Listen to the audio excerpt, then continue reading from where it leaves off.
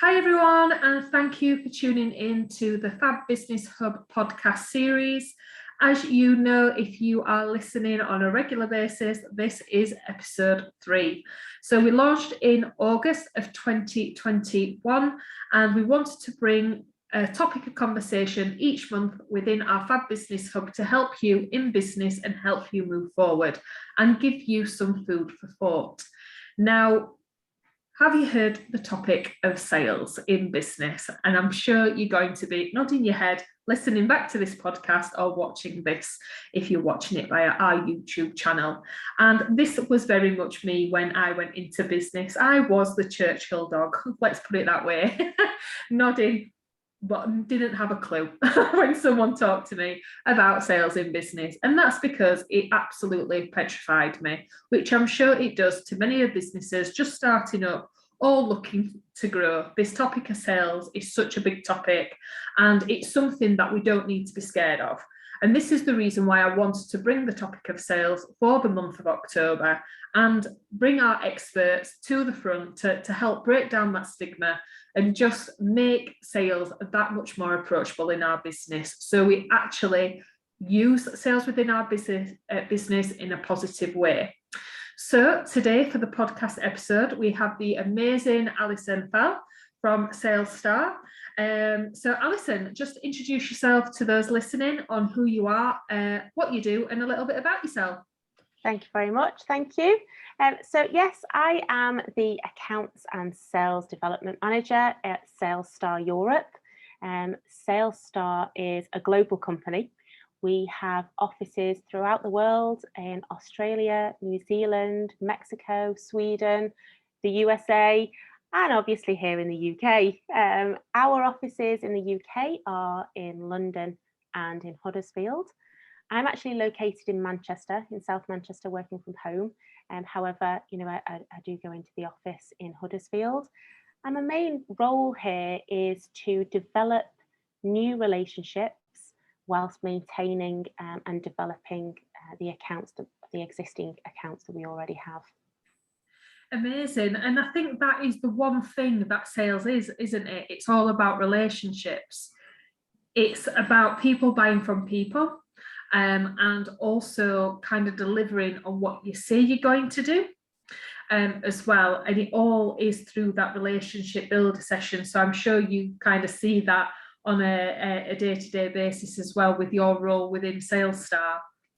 Yeah, definitely. I mean, sales is one of the oldest professions really recorded in history. And it's been such a difficult time for all industries over the last 18 months, 2 years.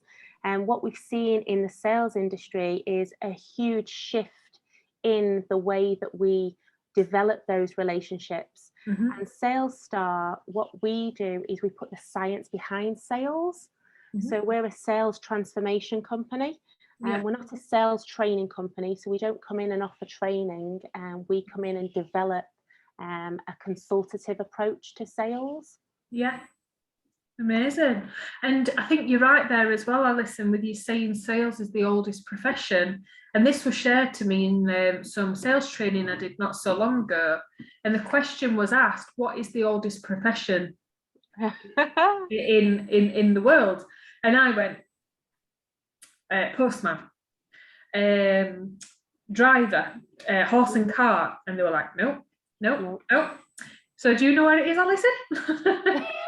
Well, it is sales, because the professional salesperson, you had like the snake oil salesperson. So it's like, back then you had the come up with all creative wonders of how to sell your wares. And that was the oldest profession. 100%. And I was like, really? And they were like, absolutely. Even if you type on Google now, guys, no word of a lie, if you type in the oldest profession, it will come up with prostitution. And you might think, why am I saying that on a podcast with the lovely Alison from Sales Star? But it is because what that lady is doing is selling herself, because actually the oldest profession that we have known to mankind is sales. And that's the reason why it's so important. It is the bloodline for any business, because it offers movability, it offers growth, it offers sustainability, it offers injections of cash when you might need it. And it just offers more movability, really, and that kind of movement around. So if you've got more cash in the business, you can do more with it, whatever that may be, whether that be giving back, whether that be to staff, whether that be to clients, whether that be for business growth. There's loads of different elements that you can do, but sales bring in the bloodline to any business. And I do think there's a negative kind of everyone thinks when you talk about sales, oh, it's sales knocking on the door salesman, or the calls that we get, cold calls, and it's not just that, it's so much more.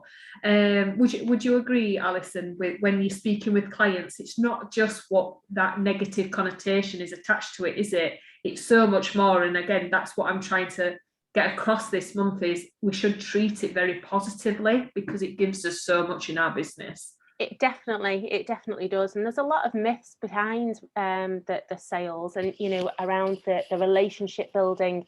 And as I mentioned, over the last 18 months, we've seen a big shift in how we develop that, because it was taken away from us, the opportunity to go in and meet with the clients and go in and drop in for a coffee, a latte, and have that relationship. But what we believe within SalesStar is the relationship shouldn't be built on going in and having that coffee. It should be built on trust. And how do you get that trust? Well, it's through consultative selling. And what consultative selling is 85% of buying decisions are actually based on emotions. Yeah. So if we work with the customer to find out what their pain is, not what our pain as a client is, but as their pain, what they're going through and what they're going to gain.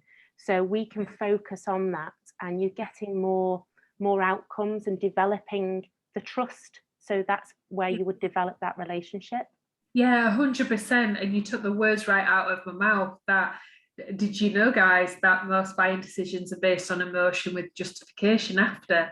And that is literally because when we have a problem in business, for example, on a B2B level or a B2C level, we want someone to solve it. Nobody likes being in pain.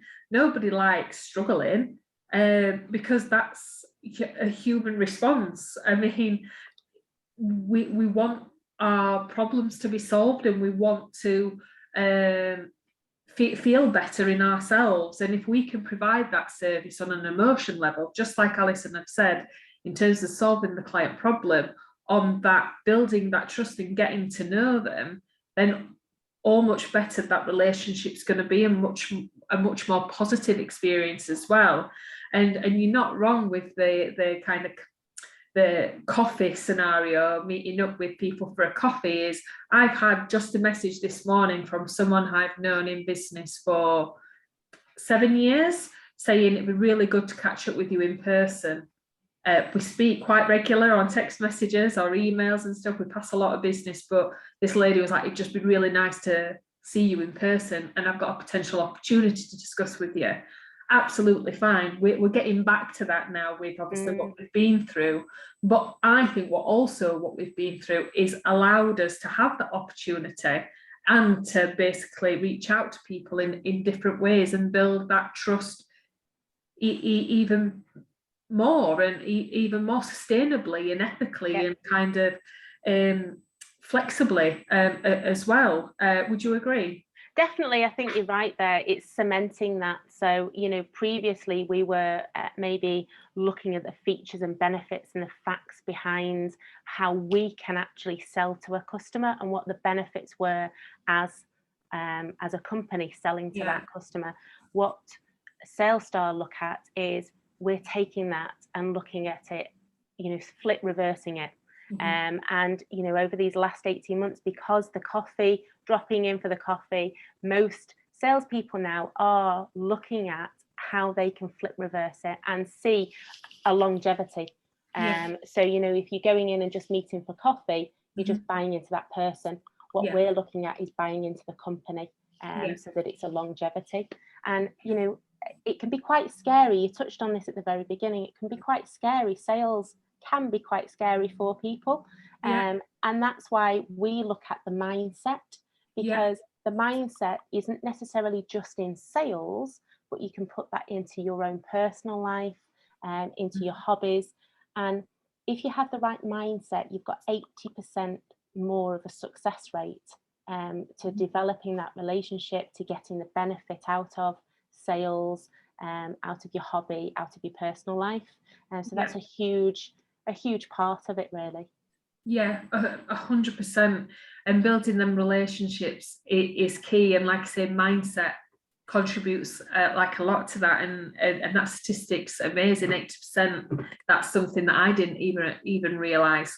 I mean, I know looking at the live that we did earlier this week within the hub, we touched upon sales in many different ways.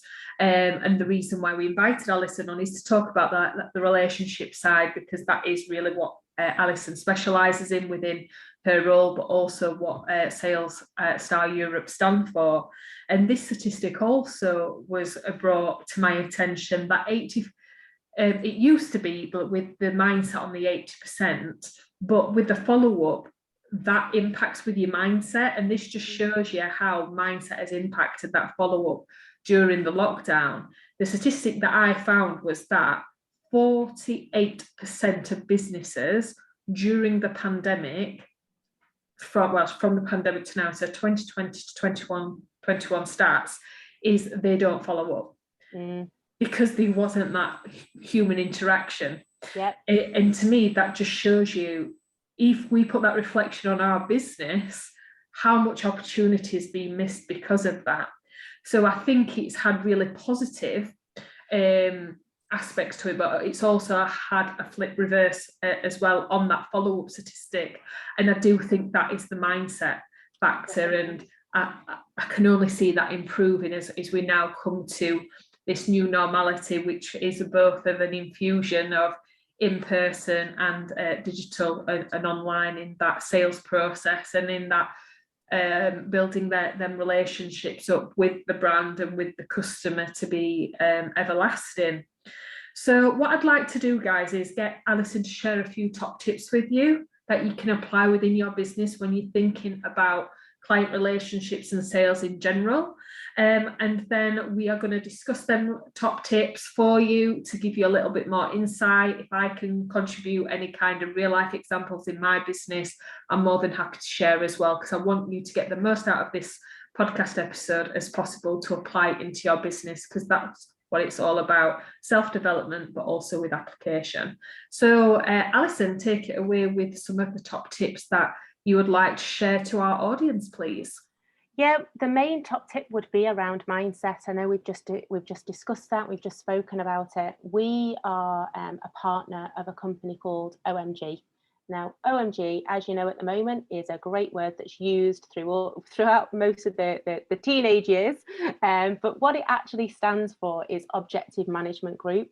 And we've participated, so SalesStar as a company has dedicated 3 years of research to OMG. And what this has provided, it's enabled OMG to evaluate over 2 million salespeople. So with offering this opportunity to evaluate 2 million salespeople, it's given the understanding within an evaluation, going into a company and providing an evaluation of a salesperson, they can actually look at their mindset. And one of the mindset would be the will to sell. And when we say will to sell, it's looking at really four crucial elements. And these tools can be looking at the desire, the commitment, the outlook and responsibility. And that will actually really delve into how that salesperson can look into solving problems, whether they're wanting to go out there and have that desire to work. We all go out to work and we spend more than half our life out working. And as you mentioned, sales can be quite scary. So it's being able to have those tools and have that mindset in place to really do well. And we work with companies to develop not only the salespeople, but also sales managers, CEOs. So we have a whole holistic approach. And as I mentioned before, we put the sales behind, the science behind sales. And it's through sales transformation. Yeah. Amazing. And I think the emphasis there with the 3 kind of words that I took out of that amazing top tip was desire. I think we have to want it. We have to want to strive for something, to desire to have it in our hands, tangible. And a top tip that was shared to me by a trainer in terms of the sales roles is, instead of just seeing it as a number or a person that you're speaking to on the phone, think of it cash in your back pocket. So she came over to us when we were training, and this is when I first originally started out in a sales conference environment on the really telesales really for conferencing. And she came and gave us all a pack of Monopoly money. And she's like, keep that in your drawer, and every time that you get a sale, you put it on your laptop or on your desktop, and do that and get it to strive you to that end of the week where you know, because you have got that pack of money on your computer, that you've got your bonus. You know that if you get that pack of money on your desk at least one time every week, you know you're going towards your bonus. If you don't, you're not. And for me, that made it more desirable. It made me strive for that kind of result for the company that I was working for. So love that. In terms of outlook, I think that's really goes hand in hand with mindset as well, in terms of having a positive outlook and having the vision, the outlook of where you're going and what kind of benefits you're going to receive with the problem that service or product you offer solves. And that responsibility was the other word that I really took out from that, the responsibility, because it does all come down to us and sales in our business. Even down to a top tip that I would share is about like systems and processes. I always use the CRM system in an employed role. And when I went self-employed, I completely forgot about it. And as soon as I implemented and put that process back into my sales process, I was finding I was following up more frequently, I was converting more, I was building relationships more effectively, I was monitoring data more correctly, and it just benefited me in every way possible. So that was me taking responsibility, because I wanted that sales to perform better and I wanted it to work for me rather against me. So 100%, them 3 words definitely resonated with me, and above all, that top tip in terms of mindset as well. Definitely. I think you've touched on a lot there in regards to accountability. You know, there's nothing scarier than looking inwards and taking that accountability. So if you can, as a salesperson, hold yourself accountable to what is within your realm, then, you know, again, that's all around the mindset. And it's setting the sales, achievable sales activities. And so you're not going to procrastinate and think about things too much. You are actually going to deliver on what your target set. 100% accountability is key, isn't it? We have to be responsible, we have to be accountable in our own business. And 100% love the affirmation there of OMG, objective management group. It's again, we see that phrase all the time, don't we? It's been around since I was a teenager. I've got a client who is OMG, and it's oh my ganache, and he does ganache chocolate. Right. So when you said OMG, I was like, you're not going to say Mark, are you? You're going to say Mark? So yeah, love that affirmation, that breakdown. And yeah, 100% comes to mindset, and it's all about that and building lasting relationships on that trust. So is there anything else that you'd like to share, Alison, before we just tell everybody on how they can get in touch with you if they feel they need some support from SalesStar within their business on a consultancy basis? Really just to focus on the consultative selling, you know, focus on your customers and work collaboratively with them, and focus on what they're looking for rather than what you're looking for, and that will help develop that trust, and gain the trust, because you'll be able to look at what their pain is and their gain, to develop a longevity with the relationship. You know, what we look at is recruiting A-grade salespeople, and the tools around that, like the salesperson assessment through OMG, can actually help assist with developing A-grade salespeople. And you know, to have a good sales process in place, it can increase your sales by 15 to 20. So you know, if you can have that in mind, and have that mindset and forward thinking, then sales isn't that scary. 100%. And what's something that you mentioned there that I want to kind of probably end on is it's okay to ask for a second opinion, and we can't be the expert of everything. So when we look at sales within our business and we need that kind of outset approach, somebody to kind of come in and advise us, yourself, Alison, at SalesStar, an amazing company and organisation that can do just that. So if we can't be critical and we can't be analytical in our own business in the sales process, don't be scared to ask for support and advice, because I can guarantee you, as Alison has just said, if you get your sales right, even just on the processes, it will increase things by 15 to 20%. Now, just think about that in your business right now in the profits, times it by 20. And that is your return on investment. Make it tangible, make it something that you want, because that's what sales are. Sales are that injection and allow that growth and that movability. Alison also mentioned about the mindset and about accountability and about the focus. So don't lose that. And use the hub, use the group, reach out to Alison, reach out to myself if you are feeling like you're losing that focus, to allow us to reignite that within your business again. As sales does work, guys, I promise you. It's not something to be scared of or shy away from, but it is something that you can reach out to us about, and get sales working for you rather than against you within your business. So thank you for joining me this morning, Alison. I really appreciate it. If anyone did want to come and pick your brains and learn more about what SalesStar can do for them, how would they get in contact with you? It would either, well, you can go onto my LinkedIn. We also have a LinkedIn page, Facebook page. You can go onto the website. As I mentioned, we are a worldwide company, so if you did want assistance from coaches in different countries, then we can assist you throughout. But if you wanted assistance throughout the UK, we've got some fabulous coaches strategically placed throughout the UK to assist you, and offer support and guidance. Amazing.